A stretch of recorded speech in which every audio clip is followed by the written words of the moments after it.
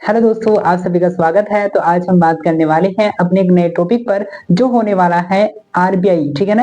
यानी कि भारतीय आरबीआई के जो गवर्नर है, आज हम उस पर बात करने वाले हैं। देखो, इस पर बात करना इसलिए जरूरी है क्योंकि अभी अभी हाल ही में आपने देखा होगा कि आरबीआई के नए गवर्नर को अपॉइंट किया गया है, ठीक है ना। जो नए गवर्नर बने हैं, मतलब उनको जो अभी हाल ही में क्या हुआ है, उनको जो आरबीआई के नए गवर्नर बने हैं, ठीक है।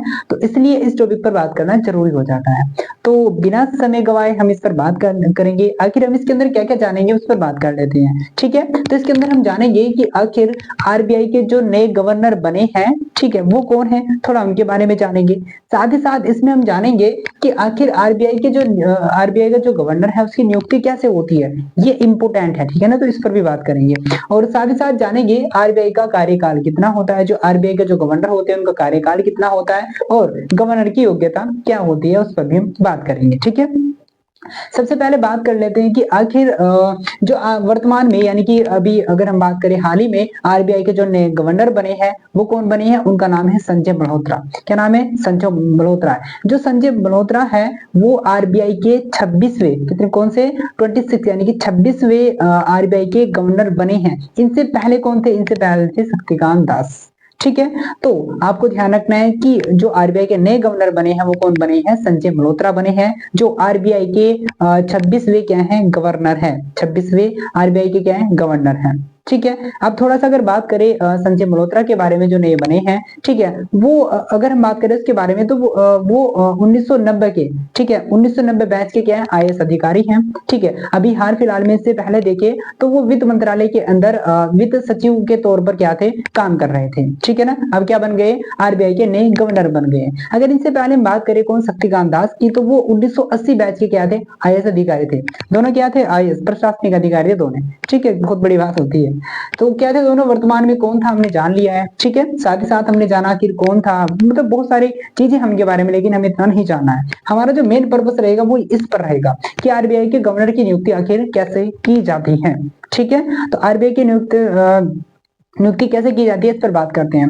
देखो, आरबीआई, एक बात आपको ध्यान रखनी है, ठीक है। इससे पहले मैं आपको एक बात बता देता हूं कि आरबीआई की जो नियुक्ति, आरबीआई का जो गवर्नर है उसकी जो नियुक्ति है उसका जिक्र आपको, यानी कि उसका जिक्र आपको भारतीय कॉन्स्टिट्यूशन के अंदर नहीं मिलेगा।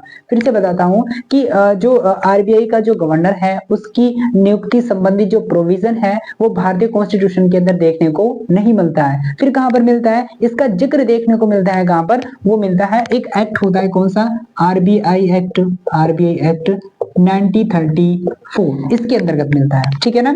तो मैंने आपको बताया कि आरबीआई का जो गवर्नर है उसके अपॉइंटमेंट को लेकर के, ठीक है, उसके अपॉइंटमेंट को लेकर के भारतीय कॉन्स्टिट्यूशन के अंदर कोई प्रोविजन नहीं मिलता है देखने को, लेकिन इसका जो प्रोविजन है वो देखने को मिलता है इस एक्ट के अंदर, आरबीआई एक्ट 1934। तो आरबीआई के गवर्नर की नियुक्ति किस एक्ट के तहत की जाती है, वो की जाती है आरबीआई एक्ट 1934 के तहत की जाती है, ठीक है। इतनी बात हुई।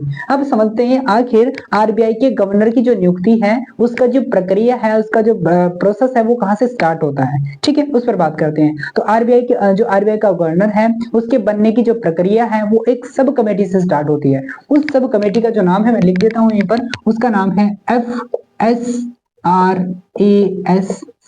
ये है, ठीक है ना। थोड़ा सा बड़ा नाम है बट कोई नहीं है। तो क्या नाम है उस कमेटी का, उस सब कमेटी का नाम है FSRASC, ठीक है ना। तो अब इस एफ का मतलब होता है क्या, फिनेंशियल, ठीक है, मैं पढ़ देता हूं इसको, financial sector regulatory appointment search committee, ठीक है ना। एक बार और बता देता हूं कि financial sector regulatory appointment search committee, ठीक है ना। तो ये क्या है, ये एक कमेटी है, क्या, एक सब कमेटी है, ठीक है, क्या, एक सब कमेटी है जहां से जो भारत का जो आरबीआई का जो गवर्नर है, ठीक है, जो आरबीआई का जो गवर्नर है उसके बनने की प्रक्रिया स्टार्ट हो जाती है, ठीक है। इस कमेटी के थ्रू यही स्टार्ट करती है पहला, मतलब कि अगर क्या करना हो, चयन करना हो आरबीआई के गवर्नर का, तो यही से स्टार्ट हो जाती है जर्नी किसकी, आरबीआई के गवर्नर के बनने की, ठीक है। अब समझ लेते हैं आखिर इस कमेटी के अंदर कौन कौन, मतलब कौन कौन लोग होते हैं, उस पर बात कर लेते हैं। आखिर ये कमेटी किन लोगों से मिलकर बनी होती है, ठीक है, ये समझ लेते हैं। तो इस कमेटी के अंदर जो होता है, एक होता है क्या, कैबिनेट सचिव, क्या होता है, कैबिनेट, एक होता है कैबिनेट सचिव होता है, ठीक है। और ये जो कैबिनेट सचिव होता है यही इसका क्या होता है, हेड होता है, यानी कि अध्यक्ष होता है। तो जो कैबिनेट सचिव होता है यही इसका क्या होता है, अध्यक्ष होता है। सेकंड अगर हम देखें इसके अंदर, तो इसके अंदर होता है वर्तमान आरबीआई गवर्नर होते हैं। कौन होते हैं, वर्तमान आरबीआई गवर्नर होते हैं। और यदि आरबीआई गवर्नर नहीं है उस टाइम पर, तो फिर इनकी जो भूमिका है, ठीक है, और या इनकी जो भूमिका है वो निभाते हैं डिप्टी गवर्नर। ठीक है, कौन निभाते हैं, डिप्टी गवर्नर, यानी कि जो आरबीआई के उप गवर्नर होते हैं वो इनकी भूमिका निभाते हैं। ठीक है, इनका रोल अदा करते हैं। उसके बाद में तीसरे नंबर पर जो होते हैं इसके अंदर होते हैं क्या, वित्तीय सेवा सचिव। कौन होते हैं, वित्तीय सेवा सचिव होते हैं इसके अंदर। ठीक है ना। और साथ ही साथ इसके अंदर होते हैं दो लोग, ठीक है, दो लोग और होते हैं, यहाँ हम लिख सकते हैं दो स्वतंत्र सदस्य होते हैं। क्या होते हैं, दो स्वतंत्र सदस्य होते हैं। ठीक है ना।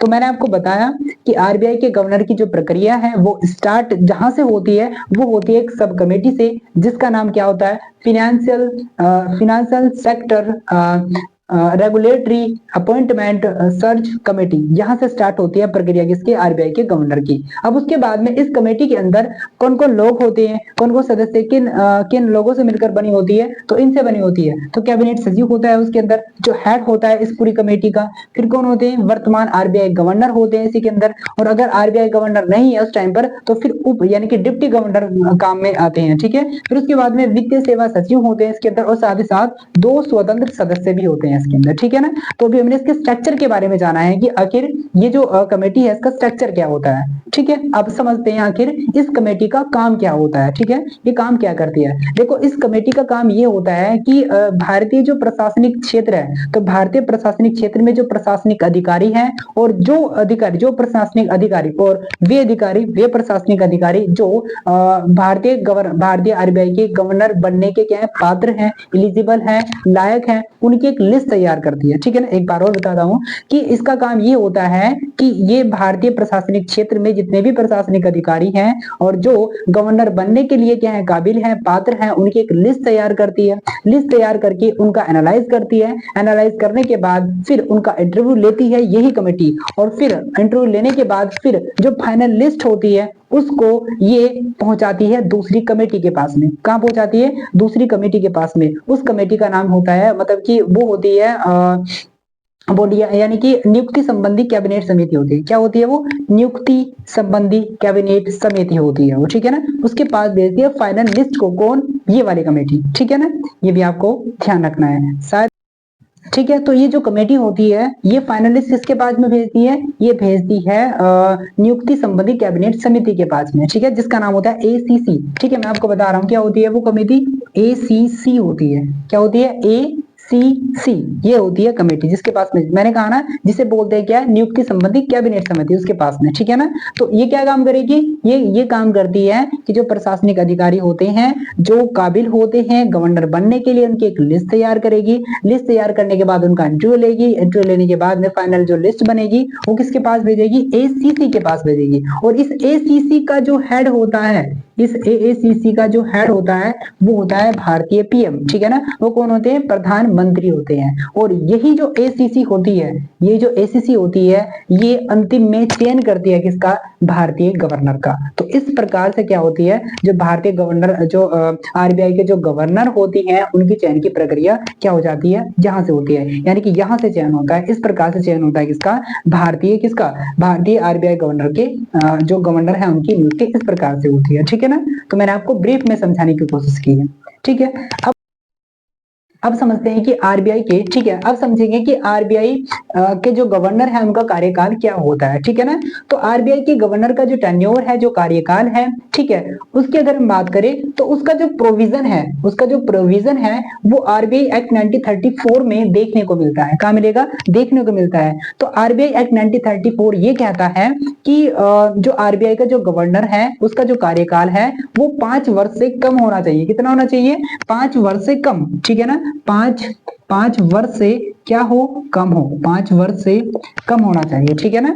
और यहाँ पर ये भी बात कही गई है कि जो गवर्नर है उनका जो टेन्योर है, कार्यकाल है, उसको केंद्र गवर्नमेंट यानी कि केंद्र गवर्नमेंट क्या कर सकती है, डिसाइड कर सकती है। और हमारी जो केंद्र गवर्नमेंट है उसने डिसाइड कर भी रखा है, कितना कर रखा है, 3 वर्ष का कर रखा है, ठीक है ना। तो अगर हम बात करें किसका, आरबीआई के गवर्नर का जो कार्यकाल है, मैं फिर से बता रहा हूं कि उस आरबीआई एक्ट 1934 में ये बताया गया है कि आरबीआई के जो गवर्नर है उनका जो कार्यकाल है वो 5 वर्ष से कम होना चाहिए। साथ ही साथ यहाँ पर उप गवर्नर जो होता है उसका भी कार्यकाल 5 वर्ष से कम ही होता है, ठीक है। लेकिन यहाँ पर ये भी कहा गया है कि चाहे तो जो केंद्र गवर्नमेंट है, चाहे तो जो केंद्र गवर्नमेंट है वो आरबीआई के गवर्नर का टेन्योर को क्या कर सकती है, मतलब कि उसको डिसाइड कर सकती है। और हमारी गवर्नमेंट कितना डिसाइड कर रखा है, 3 वर्ष का कर रखा है, ठीक है ना। तो डिसाइड कितने का कर रखा है, 3 वर्ष का क्या कर रखा है, डिसाइड कर रखा है हमारी केंद्र गवर्नमेंट ने, ठीक है ना।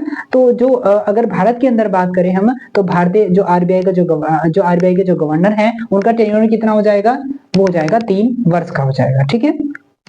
उसके बाद में यहाँ पर एक बात ये भी है कि यहाँ पर जो केंद्र गवर्नमेंट है उसके पास ये भी पावर होती है कि वो जो आरबीआई के जो गवर्नर है उसके टेन्योर को क्या कर सकती है, बढ़ा सकती है, ठीक है। ये भी आपको ध्यान रखना है। और साथ ही साथ आपको ये भी ध्यान रखना है कि जो आरबीआई का जो गवर्नर होते हैं और जो डिप्टी गवर्नर होता है वो रीअपॉइंटमेंट के क्या होते हैं, पात्र होते हैं, उसके क्या होते हैं, पात्र होते हैं, ठीक है, मतलब कि एलिजिबल होते हैं वो। कहने का मतलब ये है, जैसे अभी कौन है, संजय मल्होत्रा है, तो अगर उनके बाद में चाहे तो जो गवर्नमेंट है वो क्या कर सकती है, वो शक्तिकांत दास को फिर से क्या बना सकती है, यहाँ पर आरबीआई के गवर्नर बना सकती है। तो यहाँ पर रीअपॉइंटमेंट के क्या होते हैं, पात्र होते हैं जो वर्तमान आरबीआई गवर्नर है, ठीक है। ये भी आपको ध्यान रखना है। तो अभी हमने क्या जाना, आरबीआई गवर्नर का जो कार्यकाल है उस पर हमने बात की है, ठीक है। अब समझते हैं लास्ट जो हमारा पॉइंट होने वाला वो क्या है, आरबीआई गवर्नर की योग्यता क्या है, ठीक है। आरबीआई की गवर्नर की योग्यता क्या है उस पर बात कर लेते हैं। देखो अगर हम बात करें इस एक्ट में, तो आरबीआई एक्ट 1934 के अंदर इस चीज का यानी कि जो क्या योग्यता है, आरबीआई के गवर्नर की योग्यता क्या होगी, इसका प्रोविजन देखने को नहीं मिलता है, कोई जिक्र ही नहीं है उसमें कि आरबीआई के गवर्नर का क्या बोलते हैं, योग्यता क्या होगी। बट उसमें एक बात ये कही गई है कि जो क्या आरबीआई के जो गवर्नर है उनकी योग्यता को लेकर एक बात ये कही गई है कि जो लोग अलग अलग बैकग्राउंड मतलब एजुकेशनल बैकग्राउंड से आते हैं वो आरबीआई गवर्नर के जो आरबीआई गवर्नर है उसके पद मतलब उसके पद के लिए क्या है, एलिजिबल है, योग्य है, वो मतलब उसके लिए अप्लाई कर सकते हैं, ठीक है।